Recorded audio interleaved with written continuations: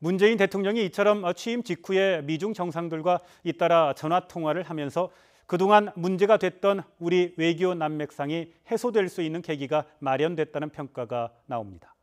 특히 조만간 중국의 사드와 북핵 문제를 다룰 특사를 파견하기로 하면서 사드 배치를 둘러싼 한중 갈등도 풀릴 수 있을지 주목됩니다. 왕선택 통일외교 전문기자의 보도입니다.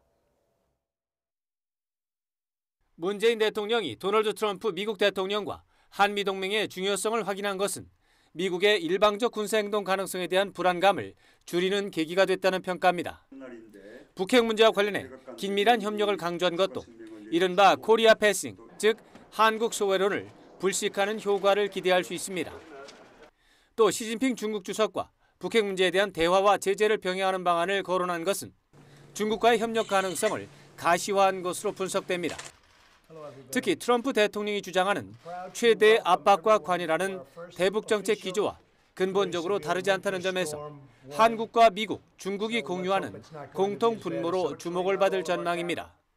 대통령께서는 북핵 문제의 해결은 포괄적이고 단계적인 방식으로 하면서 압박과 제재와 함께 협상을 병행해야 한다고 강조를 하셨습니다.